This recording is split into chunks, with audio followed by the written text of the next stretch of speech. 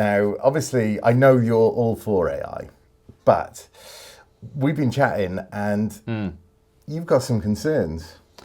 Yeah, there's a couple of things that have been on my mind that I think we need to be talking about. And really, as I've been delving into AI more and more, I think there's things that are being overlooked that could have some significant consequences. And there's two things in particular that I'm concerned about.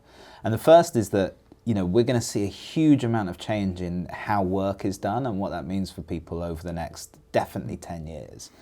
I'd go as far as to say sort of globally and certainly in work, we're probably going to see the same amount of change in the next 10 years or so as we've seen in the last 100 years.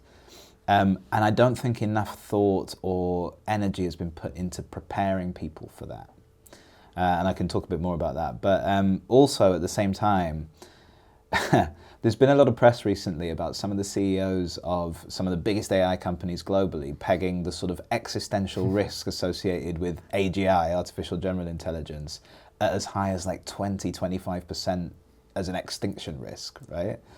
That seems quite high to me. And I think it's something we should be thinking more about. I think it's something we should be exploring more as a society, not just as a sort of technology industry or anything. Because if there's a 20-25% chance that it's going to kill us all, maybe we should just think that through a little bit more. So yeah, there's a couple of things that have been on my mind about AI recently.